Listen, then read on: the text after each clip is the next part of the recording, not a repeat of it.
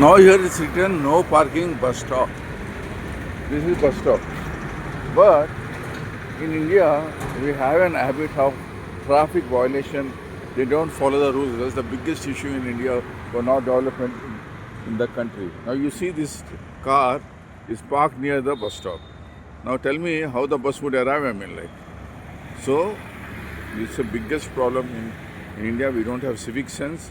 I mean, people take it for granted. I mean, like, they take it. They think that they purchase some 50 lakhs of car, so they can't do it. And the biggest issue is this law and order and the judiciary. So we don't have proper law and order, proper judiciary in the country.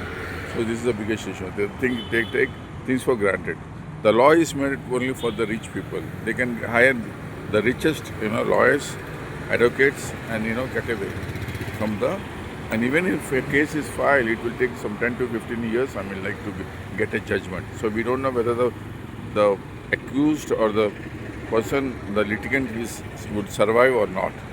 So in India, these are the major challenges that's happening, and no politician would like to address this because most of the MPs who are elected, they all have criminal cases, serious criminal cases.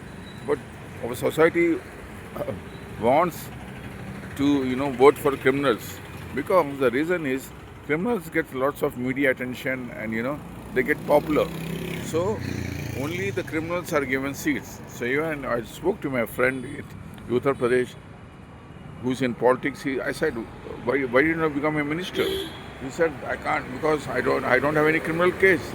So the reason is, if somebody wants to become a minister, so he needs to have a criminal case. That's the qualification of a politician to become a minister. Most of the ministers have criminal cases. So this is the biggest reason that India is not able to develop.